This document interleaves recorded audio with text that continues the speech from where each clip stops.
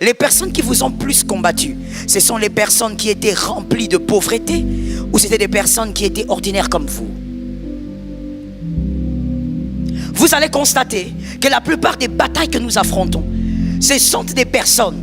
D'abord, j'ai dit qu'il y a plusieurs catégories. Mais premièrement, ce sont des personnes qui sont comme nous, qui ont presque le même rang social que vous. Les Balak, les Hérode, les Judas, ils sont aussi dans leur saison. Mais leur seul péché, c'est qu'ils n'ont pas la même brillance que vous. Vous êtes appelés à briller plus qu'eux. Lève ta main droite et dis avec moi, la brillance ne se ressemble pas. Que quelqu'un d'autre dise maintenant avec moi, ce n'est pas de ma faute, c'est Jésus qui fait grâce. Quelqu'un d'autre va se poser la question, mais pourquoi on combat autant mes enfants? Mais parce que leur brillance est différente. Seulement toi tu ne le sais pas. Tu n'as pas eu le temps de demander à Dieu quand Dieu t'a donné les enfants. Leur brillance est différente. Voilà les Judas, les Hérode et les Balak. Vous les aurez partout. Peu importe là où vous travaillez, ces gens sont là. Oui. Peu importe où vous travaillez. Que ce soit professeur à l'université, dans une école, à la primature, peu importe là où vous travaillez, ces hommes sont là. Même si vous vendez les oranges, ces hommes sont là, avec vous, vendant les oranges avec vous. Les personnes qui n'ont pas la même brillance que vous, leur brillance est inférieure. Un homme dans sa saison sait reconnaître la faveur ailleurs. Un homme, dans sa saison, il sait reconnaître la faveur ailleurs. C'est-à-dire, lorsque vous êtes dans votre saison, lorsque Dieu aussi pointe quelqu'un d'autre, vous saurez reconnaître. Vous avez compris? Vous saurez capter ça. Ainsi, nous voyons Matthieu 11, 2, 3. Matthieu 11, 2, 3. Matthieu 11, 2, 3. Dans cette écriture, Jean, il est dans la prison. Il entend des choses sur Jésus. Il entend qu'il y a un homme qui fait des miracles, qui fait des choses extraordinaires. Jean appelle ses disciples et dit, allez lui poser la question. On attend quelqu'un. Est-ce que c'est lui? Il a reconnu que celui qui parle a presque la même grâce que moi, mais on dirait qu'il est supérieur. Lorsque Dieu t'a choisi, tu reconnaîtras les choisis. C'est ce que je voulais te dire au fait. Lorsque Dieu t'a choisi, tu reconnaîtras les choisis. Vous savez, dans cette affaire, ce n'est même pas une affaire d'avoir le Saint-Esprit, parce que même les païens qui ont la faveur savent reconnaître les hommes de faveur. Ainsi, vous verrez certains hommes d'affaires qui sont très, on va dire, qui savent se mouvoir dans les affaires. Lorsqu'ils veulent prendre des gens pour travailler, des associés, ils pointent bien. Ils ne choisissent pas n'importe qui. Des fois, il peut pointer sur un jeune garçon qui n'a pas encore commencé. Tu t'étonnes. Mais lui, il n'a pas vu le jeune garçon en basket. Parce que lui, il sait comment il est monté. Il voit le même courage, la même faveur dans ce jeune garçon. Celui qui a la grâce reconnaît la grâce. Do you understand? Celui qui a la grâce reconnaît la grâce. Celui qui a été appelé reconnaît les appelés. Voilà pourquoi ça m'a beaucoup étonné. Voilà pourquoi moi je suis très peu, et je dirais même, je ne suis pas du tout dans ce domaine-là. Je disparais dans les ils ont dit, ils ont fait, ils ont fabriqué, ils ont. Je n'existe pas dans ce domaine-là. Yes. Même sur Internet, tu ne me verras jamais répondre. Et ça n'existera pas. Jusqu'à la fin de ma vie. Des fois, ça monte, ça descend. Mais pasteur, on dit, I have nothing to do. Pourquoi? Parce que celui qui a la grâce sait reconnaître la grâce. De surcroît, celui qui a le Saint-Esprit, toi tu as le Saint-Esprit, le Saint-Esprit ne te dit pas si c'est que le frère fait, c'est la magie ou c'est lui. Quand tu as le Saint-Esprit te dira, ça c'est pas la magie, c'est moi. Comment un païen comme Bill Gates, il peut regarder quelqu'un, il dit, ce garçon, il n'est rien, mais je veux travailler avec lui, il y a quelque chose sur lui. Comment Bill Gates peut reconnaître la grâce, la faveur qui marche avec un homme? Mais toi tu as le Saint-Esprit, tu ne sais pas si le miracle qui opère avec moi, c'est la magie ou c'est Dieu. Comment? N'as-tu pas un Dieu qui te parle? N'as-tu pas un Dieu qui dit Abba Père? Celui qui a la faveur reconnaît la faveur. Ainsi, deux femmes se sont rencontrées un jour. Que Dieu te donne la tienne. Je parle, même si tu es un homme, femme, entends ça spirituellement. Si tu es spirituel, tu as compris. Que Dieu te donne la tienne. Que Dieu te donne cette femme-là qui sera en face de toi, enceinte. Toi aussi, tu es enceinte. Deux femmes se sont rencontrées. L'une d'entre elles a dit, il y a quelque chose qu'il y a dans ton ventre qui est en train de créer un mouvement dans mon ventre. Quand tu as Jean-Baptiste, tu reconnais Jésus quelque part. Est-ce que quelqu'un m'entend bien? Vous allez donc constater qu'il y a des personnes qui sont aussi dans leur saison, mais qui vont vous combattre. Des fois, vous vous posez des questions assez étranges, mais c'est légitime. Voici le type de questions que vous vous posez. Mais pourquoi il me combat? Il est plus grand que moi. C'est-à-dire, il a peut-être un poste plus supérieur que moi. Écoute, avoir un supérieur au travail ne veut pas dire qu'il a plus de brillance que toi. Avoir un chef au travail ne voudrait pas dire qu'il est chef parce qu'il a plus de brillance. Voici la réalité que moi j'ai constatée à Kinshasa. Je vais rester ici, je ne vais pas aller au-delà de ce que je ne maîtrise pas. À Kinshasa, j'ai constaté que certaines personnes, pas pour dire tous, parce que dire tous, ça serait faux. Certaines personnes remplies de talent, bourrées d'intelligence, une faveur et une grâce exceptionnelle. Des fois même quand tu veux prier pour la personne, Dieu te dit ne prie pas. Cette personne, c'est depuis des générations que je les ai bénis. Qu'est-ce que toi tu vas dire? Une personne remplie de brillance, mais tu regardes sa vie. Compliquée. Il n'arrive pas à s'attraper $100 après 2 bouts de mois. Il a une vie compliquée. Mais c'est quoi le problème? Le problème c'est que celui qui est chef d'entreprise n'a pas plus de brillance que toi. Seulement il a des attitudes que toi tu refuses d'adopter. C'est le problème du quinoa. Il y a des attitudes que vous devez adopter. Si vous n'adoptez pas cela, celui qui est moins brillant que toi, je parle d'abord de la brillance au niveau de l'intelligence. Il est moins brillant au niveau de l'intelligence et aussi il a moins de brillance spirituelle que toi. Sera toujours ton chef. Tu es très brillant, mais tu as des attitudes que tu n'adoptes pas. Je donne un exemple rapide parce que ce n'est pas la thématique d'aujourd'hui. Sinon, ça va me prendre du temps. Le premier exemple, l'attitude des fois qui te manque, c'est que tu es paresseux. Tu n'es pas courageux. C'est quoi la paresse? De manière très simple et pratique pour qu'on se comprenne et on ferme la parenthèse. À ton âge, tu te réveilles à 7 heures.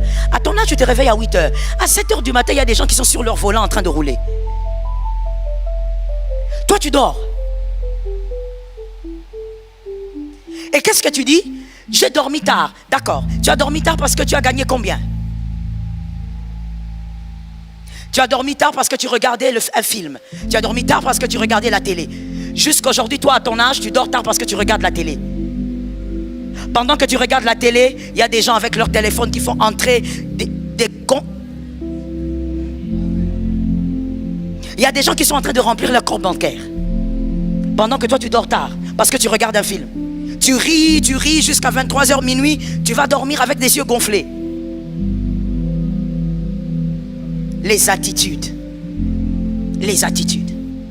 Je suis intelligent, oui, mais quel type d'attitude tu as qui accompagne cette intelligence? Je suis un fils de la promesse. Oh, s'il vous plaît, arrêtons avec ces slogans vides. Je veux te dire, ne sois pas fils. Ne me dis pas que tu es fils de la promesse. Vis et je saurai si tu es fils de la promesse. Ta vie va me dire si tu es fils de la promesse. Quelqu'un va dire, oh oui pasteur, même si tu me vois dans cet habit de camouflage. La fameuse phrase que l'apôtre aime dire. L'habit de camouflage. Je suis le fils de la promesse. Mais tu sais, dans l'habit de camouflage de David, il a tué l'ours et le lion. Toi, tu n'as rien tué tel que tu es là. Tu es dans la paresse. Tu dis que je suis le fils de l'Elaka. Il ne faut pas suivre ça. Ça, ce sont les apparences. Dieu, même derrière les brebis, sentant les brebis, il a tué l'ours et le lion. Toi, tu es focalisé sur ta télé à ton âge. L'attitude. Que Jésus nous donne la victoire. Dis à ton frère que Jésus nous donne la victoire. La grâce est capable de se reconnaître. Même si elle est lointaine, on reconnaît que de ce côté, il y a une grâce exceptionnelle. Alors tu peux être dans ta saison, mais voici les instruments que le serpent va utiliser pour te combattre, pour te décourager, pour t'empêcher de vivre pleinement ta saison de grâce, de gloire, de faveur. Que Jésus nous aide. Les personnes qui ont peu de brillance combattent. Et ici tu verras, je l'ai dit tout à l'heure, les personnes qui sont au-dessus de toi, dans une certaine hiérarchie, tu es bien en bas, mais ces personnes te combattent. Parce que c'est une question de brillance. Dis à un frère, on ne combat pas l'apparence, on combat la brillance. Tu es sûr que ce frère a retenu ce que tu as dit? On ne combat pas l'apparence, on combat la brillance. Mais j'aimerais rassurer une âme. Lorsque tu es dans ta saison, tu as été équipé pour être. Est-ce que quelqu'un m'entend? Lorsque tu es devant Goliath, tu as forcément les armes qui doivent faire tomber Goliath. Dieu te protégera et te préservera du mal. Lorsqu'on est dans sa brillance, même quand on est tout petit, on ne meurt pas n'importe comment. Ça tombe sur toi. Lorsqu'on est dans sa brillance, on ne perd pas certaines choses n'importe comment. La mort ne peut pas vous emporter n'importe comment. Le feu de la destruction ne vous emportera pas. Ça dépend de la manière dont vous avez été équipé pour être dans votre saison. Dis à un frère, je ne mourrai pas parce que c'est ma saison. Vous savez pourquoi Shadrach, Meshach et Abednego n'ont pas brûlé? Il y a eu plusieurs raisons, on peut en sortir même 30 si on veut enseigner dessus. Shadrach, Meshach et Abednego, mais moi je vous ressors seulement ces éléments que vous devez retenir pour la vie. Et en sortant d'ici, vous devez le répéter à vos enfants. Shadrach, Meshach et Abednego n'ont pas brûlé dans ce feu. Parce qu'il fallait d'abord vérifier qui est celui qui a allumé le feu. Qui est celui qui a allumé le feu? La main de celui qui a allumé le feu détermine si tu brûleras ou pas. Si celui qui a allumé le feu, ce n'est pas Elohim, tu ne brûles pas. Ça tombe sur celui qui est là derrière, il y a la foi. Si ce n'est pas Eloha qui a allumé le feu, tu ne brûleras pas. Si c'est un homme, un féticheur, un sorcier, un occultiste, un maudisseur, garanti tu vivras. Je choque quelqu'un en disant, si ce sont les occultes qui allument ton feu, ils ont prolongé ta vie. Je comprends ton choc, mais je te réchoque. Ils ont donné un temps additionnel à ta vie. Est-ce que quelqu'un m'entend? Si ce combat, est-ce que seulement je parle à quelqu'un? Si ce combat-là vient des hommes méchants, vous voyez dans les instruments du serpent, il y a même les, entre guillemets, on va dire chrétiens, pas enfants de Dieu. Parce qu'un enfant de Dieu ne peut pas combattre un autre. Mais un chrétien, c'est un nom, c'est un système. Il peut arriver que quelqu'un porte le nom chrétien, mais n'a pas le caractère du chrétien. Et donc, dans les instruments du serpent, il y a les chrétiens, mais il y a aussi les païens. Mais je dis ceci, les prenons tous ensemble. Si l'un d'entre eux est sorcier, si l'un d'entre eux est occulte, si l'un d'entre eux est magicien, ce qu'il fait, il est en train de créer un temps additionnel dans ta vie. Est-ce que quelqu'un m'entend? Même si Dieu voulait que tu meurs à 60 ans, il va ajouter même 10 ans de plus. Ça tombe sur toi, tu as la foi. Pourquoi? Parce que Dieu doit les démontrer que malgré leur gris-gris, c'est lui qui tient la vie. Donne-moi un amen. C'est lui qui tient la vie, il doit les démontrer. Est-ce que quelqu'un m'entend bien? Je vais même te dire ce que j'ai constaté dans ma propre vie, et dans la Bible aussi ça existe, mais je préfère de parler d'abord de ce que tu vois. C'est qu'à chaque fois que le diable m'a combattu dans un domaine, même quand Dieu n'avait pas prévu de me donner quelque chose, il va maintenant le donner pour prouver au diable. Pour prouver pas aux hommes mais au diable que la vie et la mort dépendent de Dieu. Que le ciel est libéré par l'ordre de Dieu. Il est écrit, l'homme ne reçoit que ce que le ciel a libéré. Je déclare que le ciel libère ta grâce. Que le ciel libère ce qui te revient. Assieds-toi, je te parle. Lorsqu'on te combat, le feu ne va pas te consumer. Parce que d'abord, Shadrach, regarde, qui a allumé le feu? C'est un occulte, toi tu as un Dieu. Est-ce que quelqu'un m'entend? La deuxième chose, pourquoi ça ne peut pas brûler? Parce qu'il faut vérifier le type d'alliance de celui qui a allumé le feu. Quelle alliance il a? Toi tu es dans l'alliance d'Abraham, l'alliance d'Isaac, l'alliance de Jacob, des hommes grands, forts et puissants, des hommes qui se battent avec des rois et qui ont la victoire. Ils n'étaient pas rois, mais ils se battaient avec les rois et ils avaient la victoire. Il faut vérifier d'abord, celui qui te combat, il est dans quelle alliance? Il prie quel Dieu? Je viens tuer quelque chose maintenant et tout de suite, que les Congolais aiment beaucoup. Je n'ai pas entendu ça dans d'autres nations, mais au Congo j'entends ça depuis que je suis petite. Nous tous on a le même Dieu, n'est-ce pas? Quand vous entrez dans une maison, vous voulez parler de Dieu, vous dites, madame, est-ce qu'on peut parler de Dieu? C'est quoi la réponse? Voilà. Parce qu'au fait, ça sous-entend que tout est l'Iloba Nzambe. Or, c'est faux. Quelqu'un peut avoir cette Bible sans vous amener l'Iloba Nzambe. Quelqu'un peut entrer chez vous avec cette Bible sans vous amener la parole de vie. Et je veux choquer maintenant. Il n'y a qu'un seul Dieu. Il n'y a qu'un seul Dieu. Il s'appelle Jésus de Nazareth. Il ne s'appelle pas le Dieu des Noirs. Simon Kimbangu, arrêtez de l'embêter, c'est un prophète. Laissez-le. C'est un grand prophète que le Seigneur a donné au Congo. Laissez-le tranquille. Il n'est pas Dieu. Un seul est Dieu. Ton amen me fait douter de ta foi. Ton amen m'amène à croire que tu es sorcier. Un seul, il s'appelle. Merci maman pour la précision. Si j'avais la force, j'allais courir t'embrasser. Il s'appelle Jésus de Nazareth. Car Jésus c'est un prénom comme Joël. Il y avait plusieurs Jésus aussi à l'époque. Alors ce n'est pas pour rien que la Bible précise de Nazareth, celui qui est sorti de Nazareth. Mais virgule, celui dont la prophétie a parlé sur... Toi tu es là comme ça en train de dire, oh oui, si je t'entends ici.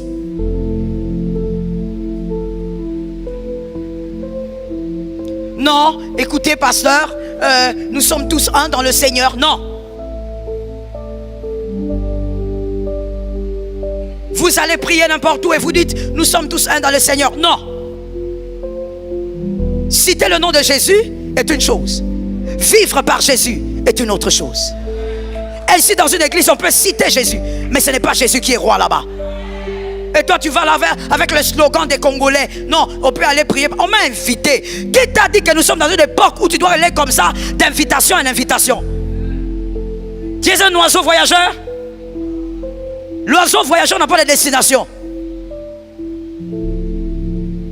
Le lundi on t'invite, le mardi on t'invite, le mercredi on t'invite, le jeudi on t'invite, le vendredi, le samedi et le dimanche. Non, le dimanche occulte. Le lundi on t'invite, ce pasteur là te dit que tout ce que tu vois dans les songes c'est faux. Dieu ne parle plus dans les songes. Mercredi tu vas dans une autre église, on te dit, tu vois tous tes songes là, c'est diabolique, c'est ta tante qui t'envoie ça. Tu vas dans une autre église le vendredi, on te dit, tu vois tes songes là, c'est envoyé par le sorcier du quartier. Tu viens ici le dimanche, le pasteur Joël te dit, discerner les esprits. Tu vas écouter qui? Toujours te promener comme tu es, toujours en train de te promener. Je choque ou je choque pas? Je choque ou je choque pas? Le ministère n'a pas d'âge, correct. C'est-à-dire quoi d'ailleurs cette phrase? Ça veut simplement dire que Dieu donne le ministère quand il veut et à qui il veut. Mais ça ne veut pas dire qu'un garçon qui bave encore, tu vas l'appeler daddy. Ça t'a secoué, hein? Donne maintenant un amen. Surtout si tu es un enfant de la maison, tu ne donnes pas un amen, je te suspends. Il bave encore. Un garçon à peine qui bave, il vient à peine d'avoir des poils. Tu commences à l'appeler papa. Papa de qui? Papa où? Il a vécu quoi avec Dieu? Parce qu'un père est un géniteur.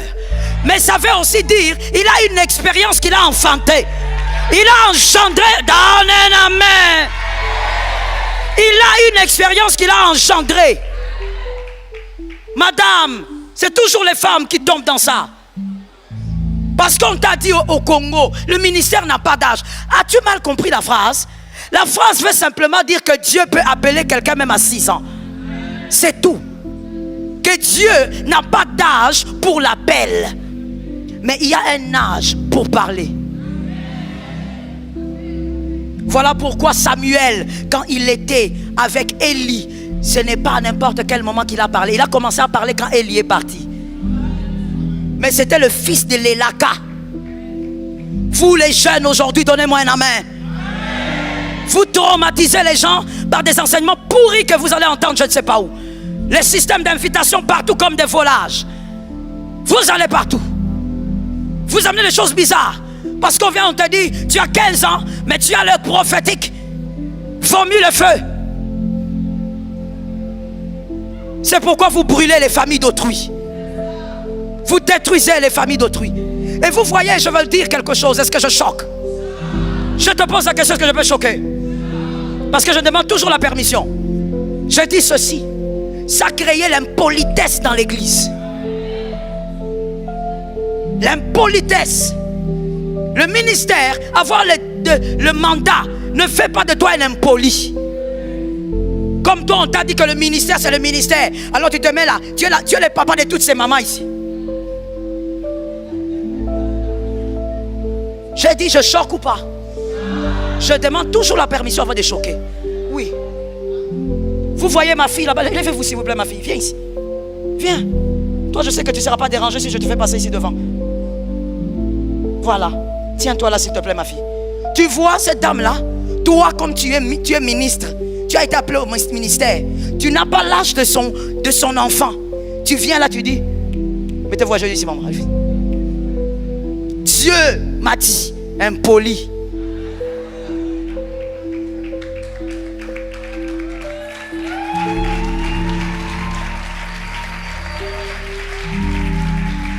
C'est pourquoi l'apôtre Paul a dit, Timothée, viens.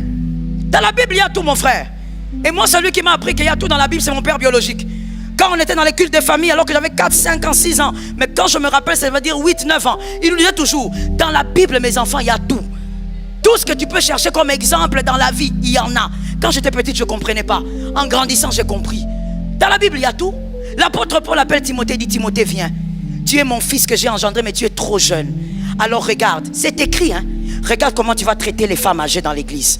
Regarde comment tu vas te comporter avec des hommes âgés dans l'église. C'est écrit. Mais toi, comme on t'appelle pasteur, prophète, archibishop,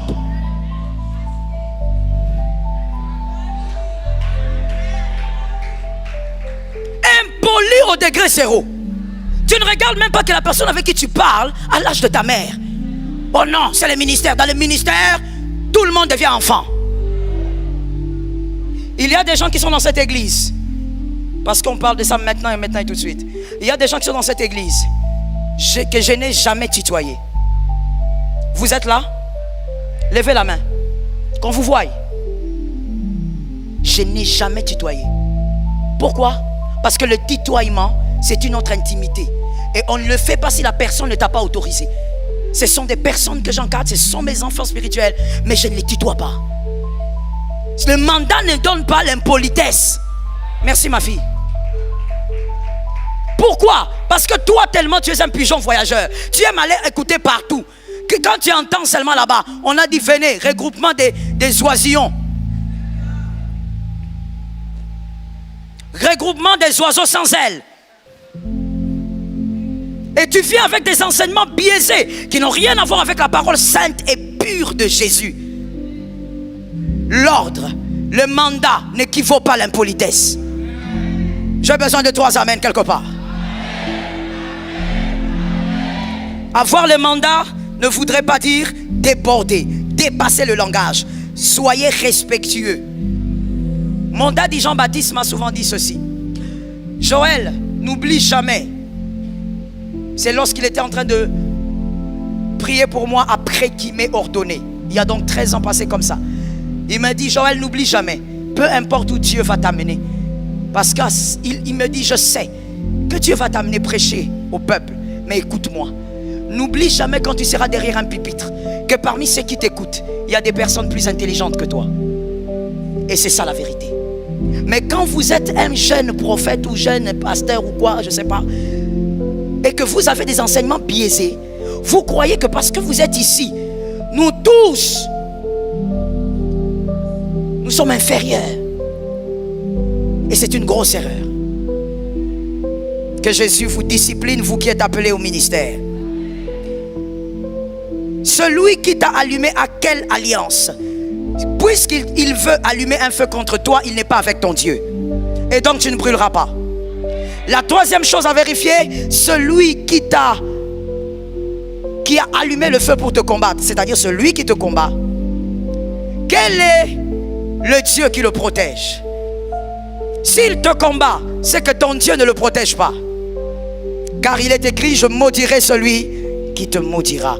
Si toi tu es avec Dieu dans ta saison, celui qui te maudit a combattu ton Dieu. Et donc il sera renversé. Voici les attitudes à avoir pendant votre saison face au combat.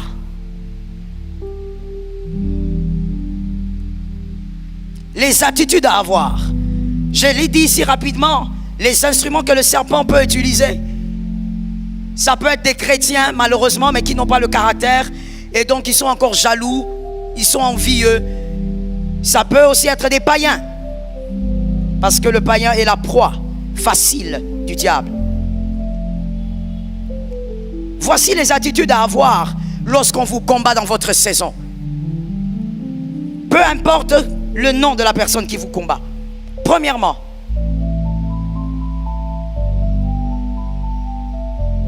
soyez focalisés sur l'alliance.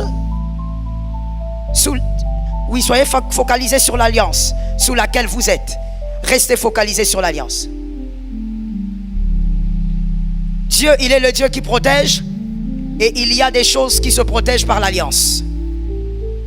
Le Dieu de votre alliance vous protégera. Restez focalisés dessus. Croyez que 1000 tombent. Oh, où sont ceux qui ont fait l'école du dimanche? Que 1000 tombent. Que 10 000. Vous n'essaierez. C'est tout. Non, mais ces derniers temps, tout le monde fait des rêves sur moi. On me rêve ceci. Oh, qu'il fasse de rêve. Qu'il rêve encore. Tu n'es pas concerné. Tu dois être assis sur l'alliance. Le Dieu de ton alliance, c'est Jésus de Nazareth. Et pour celui qui n'a pas compris, la véritable alliance, c'est la croix. Reste assis dessus. Reste assis dessus. Ils sont nombreux, ils ont dit qu'ils vont faire quelque chose d'ici la fin de l'année. Tu n'es pas concerné. Tu sais que chez toi, ça n'arrivera pas. Cela ne t'arrivera pas. Ça tombe sur ta maison au nom de Jésus. Ça n'aura pas lieu. Même s'il y a quelqu'un qui vient là-bas parce qu'il ne manque jamais. Vous savez, on complote contre vous au travail. On a dit qu'ils vont faire ceci. Dis à la personne, merci pour l'information, mais sois calme. Celui qui veille sur Israël ne sommeille. Est-ce que quelqu'un m'entend? Le Dieu qui a permis qu'il soit en vie pour comploter contre toi, c'est le Dieu qui les garde en vie pour qu'ils voient ta gloire. Pour qu'ils voient le témoignage de la présence de Dieu. Reste assis sur l'alliance. Deuxième attitude, focalise-toi sur ta saison et sur Jésus. Focalise-toi sur ta saison. Fais ce que tu dois faire dans ta saison. Vous savez, il y a des gens malheureusement qui passent beaucoup de temps à analyser les combats de leur vie plutôt qu'à aiguiser l'épée de la saison. Prenez le temps pour aiguiser l'épée de votre saison. Au lieu de vous concentrer sur il me combat, il est qui, son père c'est qui, son arrière-grand-père. Focalisez-vous sur votre saison. Quand je dis l'épée de votre saison, je veux dire tel que nous sommes, Dieu a donné à chacun l'épée de la saison. La chose que tu vas utiliser cette année qui te fera réussir gravement. La chose que tu vas utiliser cette année qui te fera percer gravement. Tu l'as. Aiguise ça. Pour certains, c'est leur intelligence. Tu dois travailler ton intelligence. Vous savez, il y a des gens bourrés d'intelligence. Des fois, quand je regarde, je dis, mon Dieu, j'ai envie d'avoir leur cerveau. Bourré d'intelligence, mais il est là. Il fait rien avec sa vie. Il mange, il boit, il monte, il descend. Il est avec des amis. Les années passent. Quel gâchis. Assieds-toi avec ton intelligence et laisse ton intelligence t'éblouir. Sors des choses de ta tête. Est-ce que quelqu'un m'entend bien? Laisse-moi te choquer. Tout le monde ne verra pas la gloire de Dieu en s'enfermant dans la retraite. That is not true. Non. Il y a des gens qui sont comme des Daniel. Troisième catégorie, je commence par la fin. Troisième catégorie. Il va, il prie, il a des heures. Il est tellement busy comme ministre du roi qu'il a des heures bien précises qu'il ne rate pas. Il va, il prie à midi, il va, il prie à 3 heures. Et quand il finit, il est dans le gouvernement. Et il est puissant. Il y a des gens comme ça ici, dans cette salle. Si c'est toi, aiguise l'épée de la saison. Travaille avec justice, mais prie aussi. Jeûne aussi. Daniel était un homme de grand jeûne. Équilibre les choses, ce sont des épées. Mais il y a la deuxième catégorie. Cette deuxième catégorie, mon Dieu, pour des raisons que Dieu seul sait, ce sont des Joseph. C'est-à-dire, tu vas d'abord passer du temps avec Dieu pendant longtemps avant que Dieu te lance. Alors ton épée de la saison, c'est quoi? La prière. Ne joue pas avec. Ne suis pas le voisin. Regarde le voisin, dis-lui voisin. Oh mon Dieu, dis voisin. Je t'aime, mais je ne te suivrai pas. Ne suis pas. Toi tu es un homme, hein? Le type de réalité qu'il y a dans ta vie, Dieu t'a retiré que tu es par la prière que tu vas vaincre certaines réalités. Mais non, toi tu suis celui-là qui lui, il a son arrière-grand-père qui a prié pour lui fatiguer. Tu es en train de le suivre. On convoque la prière, tu fouilles aussi comme lui. Mon frère, tu vas pleurer dans ta saison. Il y a la première catégorie. Cette première catégorie, Dieu vous a mis à des endroits où vous n'avez pas le temps de faire 4-5 jours de retraite. Mais seulement là où vous êtes, vous avez une vie en prière. Est-ce que quelqu'un m'entend bien? Tu as une vie. Peut-être que tu es un médecin et tu travailles beaucoup dans l'hôpital, là où tu travailles, tu es tout le temps là-bas. Tu n'as pas le temps de faire 4 jours de retraite. Mais tu as une vie en prière. Pendant que tu fais l'opération, tu parles en langue. Est-ce que quelqu'un m'entend? Que chacun aiguise son épée. Il y a des personnes que moi j'ai vu, on va dire ça comme ça, dans ce pays, des personnes qui avaient des talents ordinaires, mais ces personnes ont aiguisé leurs talents. Aujourd'hui, elles sont bien au-delà de ceux qui ont des talents. Pourquoi? Parce qu'il faut avoir la compréhension et la bonne connaissance de l'aiguisement de l'épée de la saison. Ce n'est pas parce que c'est ta saison que ça va venir seul. Tu dors les matins, tu dors les soirs et tu passes le temps avec tes amis. Aiguise. Aiguise. Ah non, tu n'as pas entendu. Aiguise l'épée de la saison. Et donc, c'est la deuxième attitude, je disais. Focaliser sur Jésus. Ne regarde pas qui fait quoi. Tu risques d'avoir de la haine. Tu risques d'être habité par un esprit de vengeance. Tu risques d'être habité par un esprit de colère, de méchanceté. Or, toutes ces choses que je viens de citer sont les armes que le diable utilise avec puissance. La méchanceté est l'arme du diable. La haine est l'arme du diable. Si tu tombes dedans, le diable t'a eu. Il ne t'a pas peut-être touché physiquement par le combat, mais il t'a eu par un autre moyen. Voilà pourquoi on dit qu'il est rusé. Si tu commences à te focaliser, qui me combat? Voilà pourquoi je te donne un conseil gratuit. Dans la vie, arrête de chercher à savoir qui t'a critiqué. Arrête ça, tu es trop grand pour ça. Arrête ça. Il y a des fois dans la vie, il faut vraiment regarder son âge et avancer. Jusqu'aujourd'hui. Oh, c'est elle qui m'a dit. Toi, on te dit toujours. Tu as la maternelle. Quand celui qui ouvre sa bouche pour te dire, dis-lui, ferme un peu la bouche, frère. Le problème, c'est que toi, tu n'as pas le courage de dire. Tu es seulement là comme ça en train d'écouter.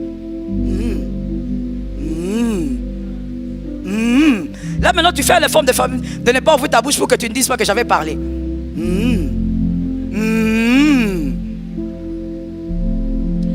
Lorsque ton voisin vient te raconter des choses, c'est parce qu'il sait que tu es une terre favorable.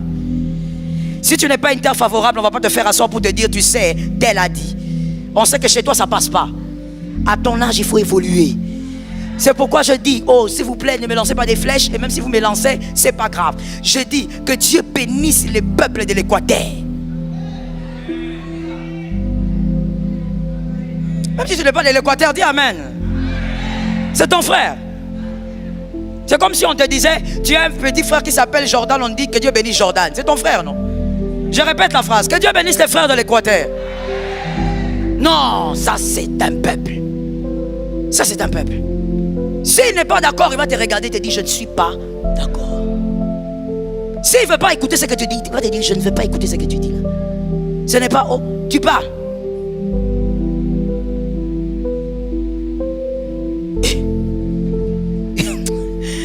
Je manque même de mots. Je préfère mettre un point là-bas parce que si j'évolue, le choc ne sera pas bien. Il faut apprendre les bonnes attitudes de nos frères de l'Équateur. Il ne veut pas, il ne veut pas. Il te le dit poliment, mais il ne veut pas. Arrête d'écouter qui t'a critiqué, qui a critiqué ta mère, ton père.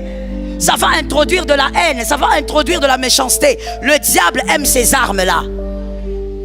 Celui qui n'a pas d'amour pour son frère se rend fragile. Celui qui n'a pas d'amour pour sa sœur se rend fragile. Celui qui a de la haine et de la jalousie se rend fragile. Que Dieu te préserve. Focalise-toi. Refuse que le diable puisse te distraire et introduise une mauvaise sémence qui va créer de l'aigreur en toi. Refuse ça. Focalise-toi sur Jésus. Ce que Jésus a dit s'accomplira quoi qu'il arrive. Et je finis en disant à quelqu'un, la bataille est un bon signe. Je l'ai dit d'ailleurs au début, n'est-ce pas? La bataille est un bon signe. Ça montre que l'Éternel est avec toi et l'autre est de l'autre côté. La bataille est un bon signe. Ça montre que ce que Dieu a dit est en train d'évoluer correctement. Est-ce que quelqu'un m'entend bien? Dans ta saison, focalise-toi sur l'alliance et sur Jésus. Je veux que maintenant que tu m'aides à dire ces phrases ici à ton voisin. La première phrase, quoi qu'il arrive, ma saison ne sera pas détruite. D'accord, nous allons peut-être répéter, recommencer un peu, parce que je te laisse le temps de choisir un bon voisin. Ça compte aussi. Il y a de ces voisins, quand tu lui dis, ta saison ne sera pas détruite, il te regarde. Il n'a pas parlé, mais ses yeux ont dit, quelle saison toi? Est-ce que toi tu as une saison même? Est-ce que toi quand tu es là, tu peux avoir une saison? Ah, vous jouez. Surtout si à côté de toi tu as une maman africaine. Oh Jésus, c'est terrible. Ça veut dire que nos mamans africaines, elles sont extraordinaires. Je les aime. La belle Afrique. Tu vas dire à ta maman, maman, est-ce que... Maman, tu avais dit que je prenne cette fleur? Parce que toi tu avais entendu que je t'avais dit qu'il faut que tu prennes les lézards qui est derrière la parcelle. Maman, la question seulement c'était pour la fleur. Mais elle va te raconter tout. Incroyable. Dis à ton voisin, cette saison, dis-lui, cette saison, elle ne sera pas détruite. C'est ma saison. Dis à un deuxième, au nom de Jésus-Christ et par la force du Saint-Esprit, celui qui m'a choisi n'a pas commis d'erreur. Je ne serai pas remplacé. Troisième phrase et dernière, localise un grand homme de foi, une femme de foi. Dis à la troisième personne, au nom de Jésus, en cette saison, j'engendrerai des choses miraculeuses. J'engendrerai l'insaisissable par le nom de Jésus. Et rien ne pourra me nuire. Au nom de Jésus. Amen. Alléluia. Je suis d'accord avec toi. Lève ta main droite de là où tu es. Saint-Esprit, nous avons quelques minutes de déclaration prophétique. Que Jésus t'exauce. Je te donne un conseil, c'est aussi une stratégie. En tant que pasteur, je pourrais bien te le donner, ça va t'aider. Lorsque tu entends la parole de Dieu, entends la parole de Dieu avec les oreilles de l'esprit. Et sois aussi, à chaque fois que tu entends une parole qui est tienne, prie pour ça. Pendant qu'on prêche. Par exemple, si on dit, on ne te détruira pas, tu commences à déclarer au nom de Jésus, on ne me détruira pas. Je crois que moi et mes enfants, pendant qu'on prêche, toi tu pries. Ce sont des choses puissantes qui vous sécurisent. Est-ce qu'on peut lever la main droite avec humilité? Nous avons 3 déclarations à libérer avec foi et on va prophétiser dessus. Au nom de Jésus-Christ, malgré les combats dans ma saison, je ne serai pas renversé. Au nom de Jésus-Christ, malgré le combat dans ma saison, je ne vivrai pas dans le péché. Je déclare, je resterai debout jusqu'à célébrer Jésus. Prophétise. Alléluia. Jésus. Yarazayabai. Yarazayabai. Yarazayabai. Yarazayabai. Yabashayabai. Razayaba Shayababa. Yarazayaba Shayaba. Yarazayaba. Yarozayaba Shayababa. Yarazayaba Shayaba. Rozayaba Shite. Yarozayabos. Yemarozayaba. Yemarozayababos. Yemarozayababos. Yemarisekaya. Yemarozayaba. Yerazayaba Shite. Rosayaba Shetai, Rosimayabos, Yekaya Rosai, Razimayababos, Yarazayababa. Au nom de Jésus, au nom de Jésus. Yerazayababa, Rosayabo. Merci Saint-Esprit. Lève ta main droite de là où tu es. Que Dieu bénisse votre foi. Il y a des personnes dans cette rangée, précisément au milieu, je ne sais pas trop comment définir ça. C'est pas derrière, c'est pas devant, mais c'est juste au milieu. Je voyais un arc-en-ciel, donc il y a des gens dont les parents et les grands-parents ont été des hommes de prière. Et Jésus, pendant que vous étiez en train de prier, était en train de me dire, rappelle à ces personnes l'alliance. L'arc-en-ciel est le symbole d'une alliance nouvelle. Donc Jésus est en train de vous parler, en train de vous dire, il n'a pas oublié, il se rappelle de ce qu'il a promis à vos pères. Priez avec foi et avec autorité. Répétons ceci. Au nom de Jésus-Christ, par l'autorité du Saint-Esprit, la haine ne va pas me gagner. La haine ne va pas me gagner. La vengeance non plus. La méchanceté non plus. Je ne suis pas un instrument du diable. Le diable ne trouvera pas de place pour placer sa sémence. Au nom de Jésus-Christ.